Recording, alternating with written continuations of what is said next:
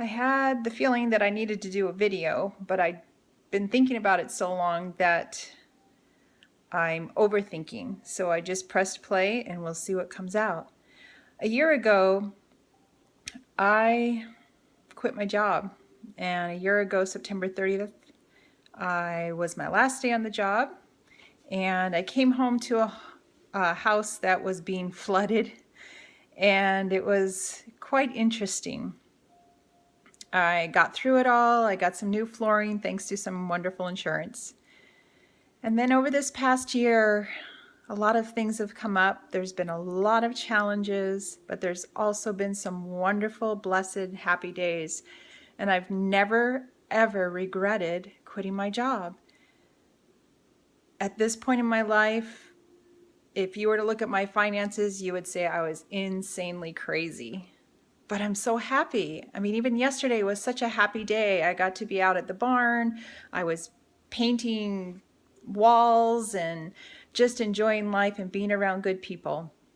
And of course, being able to ride a horse too, right around sunset. That was great. I was blessed to be able to go to India twice this past year and Nepal, which were absolutely amazing experiences that I still need to process and feel like I need to share, but not today.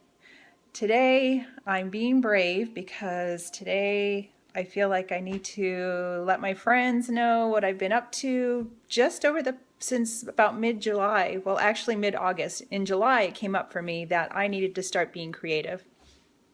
And I haven't been creative, I felt, for a very, very long time, many, many years since my divorce. I felt like I took creativity and put it on the side and said, I don't want anything to do with you anymore. Yet in mid-July, I was listening to an Audible book by Julia Cameron, who she wrote the famous book, The Artist's Way.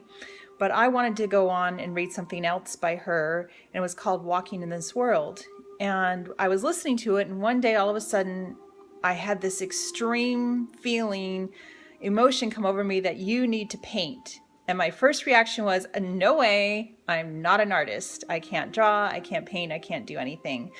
And I often listened to that side of my brain, but it wouldn't go away. It just kept coming back over and over again. And so instead of pushing it away like I normally do when I have intuition and feelings and emotions about things, I started reaching out to my friends that I knew were artists and asked if I could meet up with them and start talking about painting and art and touch their tools and just see what that feels like and start processing that.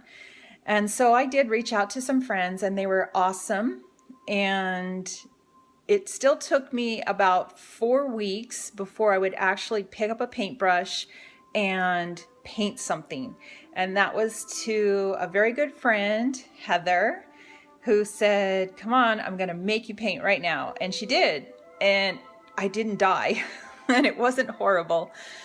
And I had her come over to my house and I didn't know why I had her come over to my house at the time. I was like, why? In my head, I was like, why am I having her come over?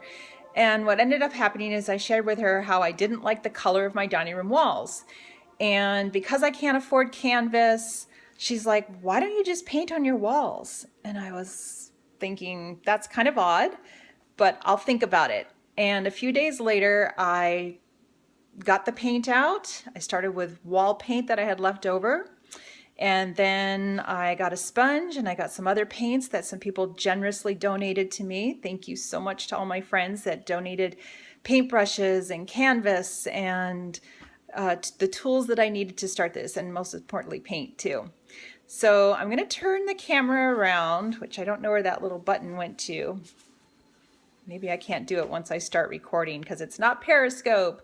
So what I'm going to have to do is say, part 2, you're gonna have to watch the second video, and I'll take you on a little excursion about what I've been doing lately in my dining room.